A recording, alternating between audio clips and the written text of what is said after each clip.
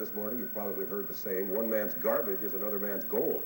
Robert Lentz of Tucker subscribes to that theory. He turns wood from dead and dying trees into beautiful works of art.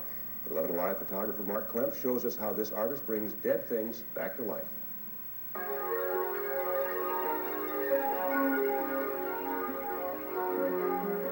Well, I guess I've always been interested in woodworking, even as a kid.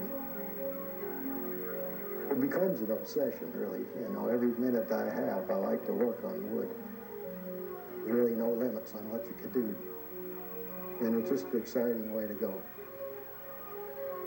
Well, the wood that I used would be wasted, burned up, or thrown away, or just left to rot. With every piece I turn, I try to know where that tree came from and see what the inside story is on that tree. I start out at it, I'll usually just try to round it off and see what I have to start from, and then look at the color and grain. And then I'll decide on the shape.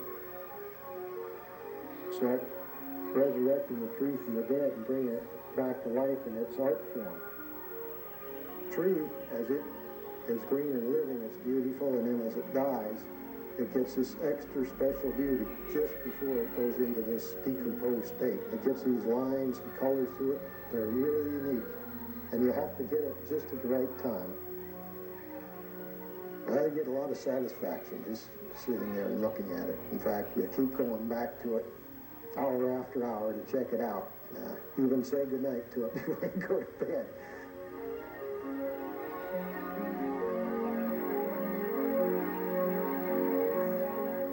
Interesting. Yeah, very pretty. Yeah, and it gets to one of its prettiest states right before it dies. Yeah. Isn't that lovely? And that